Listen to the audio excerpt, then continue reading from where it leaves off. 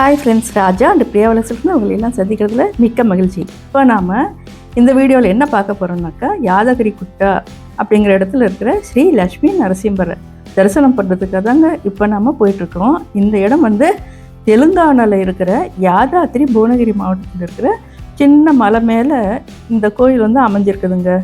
இது பஞ்ச நரசிம்ம க்ஷேத்திரத்துலேயும் ஒன்றுங்க. இந்த கோயில் ரொம்பவும் புராதனமானதுங்க.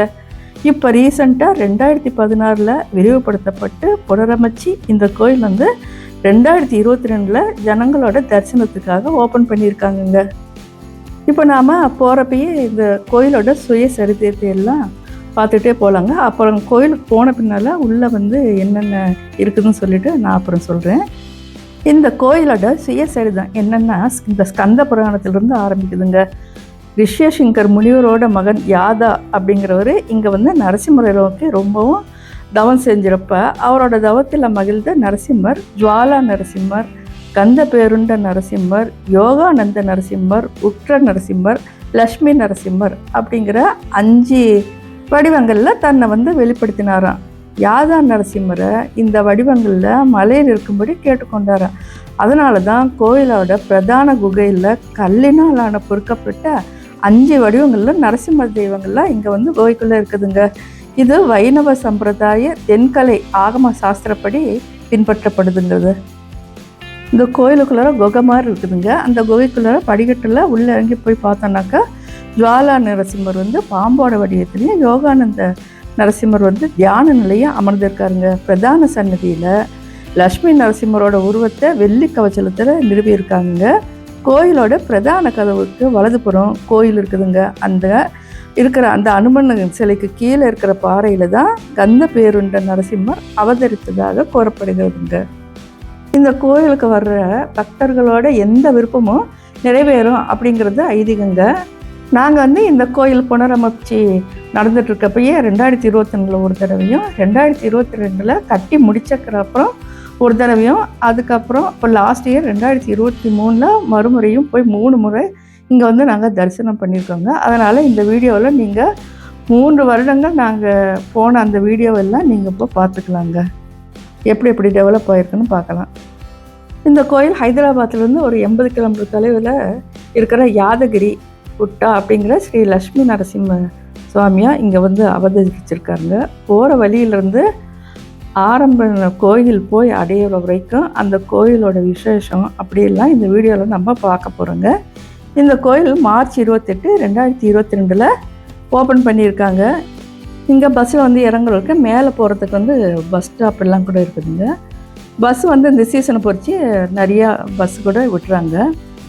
இங்கே மேலே பஸ்ஸில் போக முடியாமல் வயசானவங்கெல்லாம் இருந்தாங்கன்னா கீழே இருந்து மேலே போகிறதுக்காக ஆட்டோ கூட அலோவ் பண்ணுறாங்க. ஆட்டோலேயே போனால் ஒருத்தருக்கு ரூபாய் 100 வரைக்கும் சார்ஜ் பண்ணுறாங்க. மலை மேலே ஏறுறதுக்கு பஸ்ஸுக்கு தனி ரோட்டும் ஆட்டோவுக்கு தனி ரோட்டும் இருக்குதுங்க.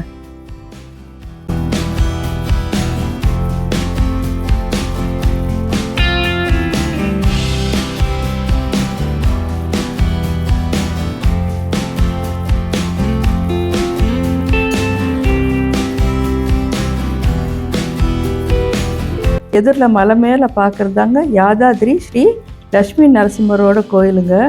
கோயிலுக்கு போகிறதுக்கு முன்னாடியே 400 படிக்கட்டில் அடிவாரத்திலிருந்து மேலே போய் பார்க்கலாங்க. மலை மேலே போகிறதுக்கு நிறைய பஸ்ஸெல்லாம் கூட இருக்குதுங்க. எல்லாம் ஃபுல்லாக தான் போகும். அதனால் சீட் கிடைக்கலன்னு வருத்தப்பட வேணாம். ஒரு 1.5 கிலோமீட்டர் தாங்க. எல்லோரும் அதில் அட்ஜஸ்ட் பண்ணிட்டு கூட போகலாங்க. இன்னொரு இம்பார்ட்டண்ட்டான விஷயம் என்னன்னாக்கா, இங்கே வர்றவங்க எல்லாம் கேஷ் தாங்க முக்கியமாக எடுத்துகிட்டு வரணும். ஆன்லைன் பேமெண்ட்லாம் இங்கே கிடையாது. ஓன் வெஹிக்கிளில் வந்தால் நம்ம மேலேயே ஏறி போய், அதாவது அந்த குன்று மேலே ஏறி போகிற மாதிரி வசதி இருக்குதுங்க.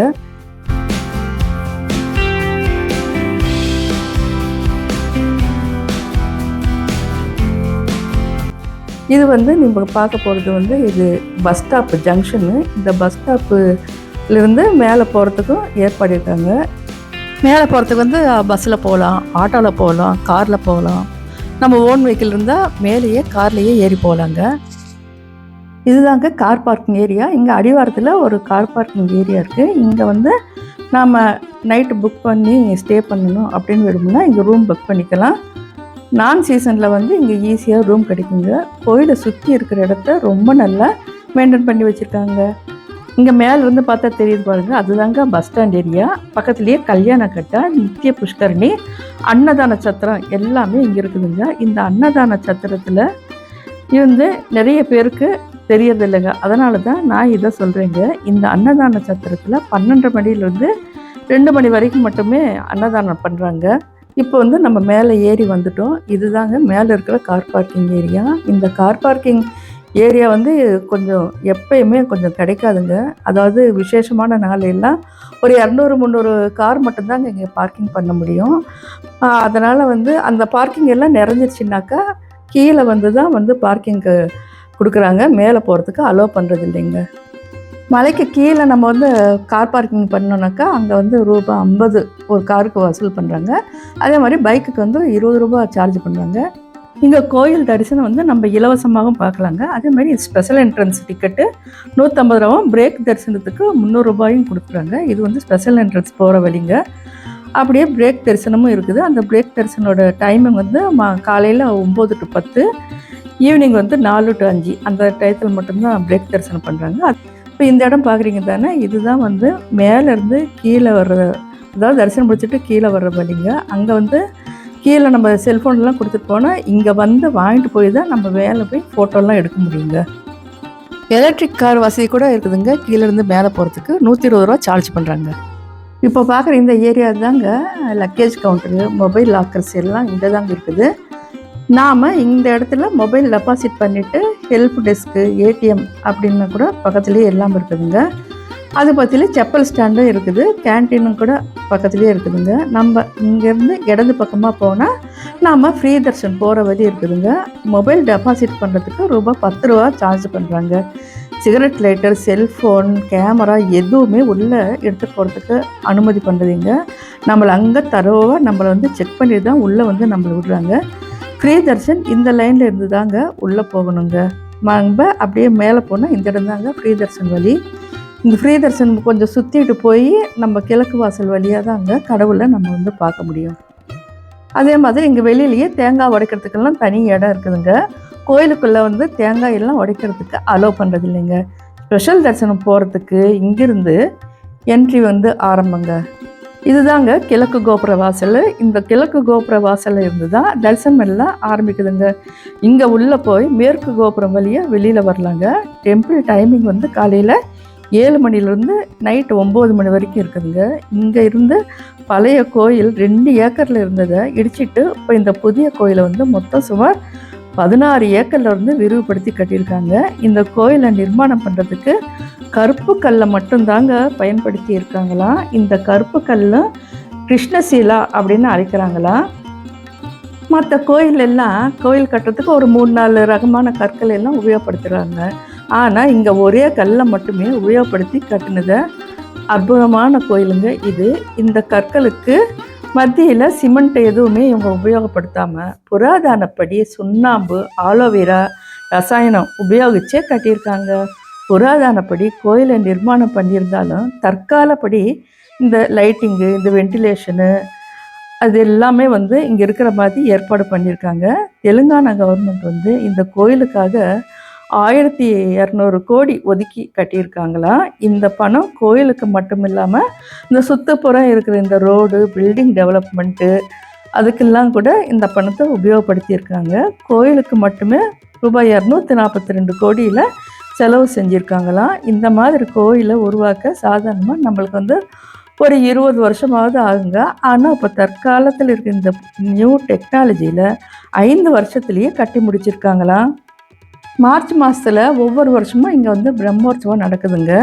இந்த கோயிலுக்குள்ளே 600 விக்கிரகங்களும் இருக்குதாங்க. கோயிலுக்குள்ளே ஃபோட்டோ எடுக்கிறதுக்கெல்லாம் அனுமதி பண்ணுறது இல்லைங்க. ஓப்பன் பண்ணுறப்ப எடுத்த விஷுவில் தான் இப்போ நீங்கள் பார்த்துட்ருக்கோம். அதை தான் நான் இப்போ காட்டிகிட்ருக்கேங்க. இது உள்ளே போகிறப்பயே ஆஞ்சநேயர் வந்து சுவாமியை நம்ம தரிசனம் பண்ணுறாங்க. அதுக்கப்புறம் பிரதான ஆலயமான லக்ஷ்மி நரசிம்மரை நாம் வந்து தரிசனம் பார்க்கலாம். முகத்வாரம் முன்னால் 12 ஆழ்வார்களோட விக்கிரகத்தமும் உள்ளேயே இருக்குதுங்க. உள்ளேயே ஆண்டாள், ராமானுஜர், ஆஞ்சநேயருக்காக தனித்தனி சன்னதியெல்லாம் இருக்குங்க. உள்ளே இருக்க நடுவில் அந்த துவஜஸ்தம்பம் தங்கத்தினால் ஆனதுங்க. கீழே குகையில் கோயில் இருக்கிறதுனால ஃபுல்லாக இங்கே வந்து ஏசி வந்து போட்டிருக்காங்க. உள்ளே போனாலே நம்மளுக்கு எல்லாம் சில்லுன்னு இருக்குதுங்க. முதல் மேல் மணிமண்டபம் மேலே இது வந்து காகத்தீய அந்த ஸ்ட்ரக்சர் படி நிர்மாணம் பண்ணியிருக்காங்க.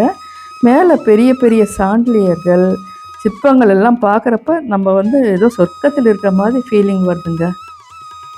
உள்ளே இருக்கிற அந்த சிற்பங்கள் சொல்கின்ற அந்த கதைகளும் ஆர்கிடெக்டும் ரொம்ப நல்லா இருக்குதுங்க. மேலே கோபுரம் வழியாக வெளியில் வந்தால் இந்த இருக்கிற இந்த மணிமண்டபத்தில் உட்கார்ந்து நாம் இளைப்பாறலாங்க. தெற்கு வடக்கு கோபுரங்களில் சிங்கங்கள் இருக்குதுங்க. 2 பக்கமும் பல்லவ சோழ காகதீய விஜயநகர ஸ்டைலில் இங்கே வந்து ஸ்ட்ரக்சர் பண்ணியிருக்காங்க. ஒவ்வொரு இடத்துலையும் ஒவ்வொரு ரகமாக ஆர்கிடெக்ட் இருக்குதுங்க. கிடந்த இடம்தாங்க தெற்கு கோபுரம். தெற்கு கோபுர வாசல் இது. தெற்கு கோபுர வாசல்லையும் வடக்கு கோபுர வாசல்லையும் வந்து எல்லாம் ஜனங்கள்லாம் நின்று இங்கே வந்து ஃபோட்டோ எடுத்துக்கிறாங்க. ஒவ்வொரு இடத்துலையும் ஒவ்வொரு விதமான ஸ்ட்ரக்சராக இங்கே வந்து ஆர்கிடெக்ட் நம்ம பார்க்கலாங்க. இதுதாங்க நடைபாதை வழி. நடைபாதை வழியாக வந்து நாம் வந்து போகலாம். கோயில் புதுசாக கட்டியிருக்காங்க. ஆர்கிடெக்ட் வந்து புராதனமாக இருக்குதுங்க. மேலே இருந்து கீழே பார்க்குறப்ப வியூ எல்லாம் ரொம்ப நல்லா இருக்குதாங்க. வெயில் காலத்தில் இங்கே நடைபாதையில் நடக்க முடியாதுங்க. அதனால் கீழே ஒரு ரெட் கார்பெட் மாதிரி போட்டிருக்காங்க. நாம் இந்த கோயிலை பார்க்குறப்ப இந்த புது கோயிலை நிர்மாணம் பண்ணியிருக்கிற அந்த ஃபீலிங்கே வரதில்லைங்க. ஒவ்வொரு சிற்பங்களும் ரொம்ப அற்புதமாக செதுக்கியிருக்காங்க. இந்த பிளாக் ஸ்டோனில் எல்லாம் வெயில் காலத்திலிருந்து இந்த இடத்த ஜில்லுன்னு வச்சுருக்குறாங்க.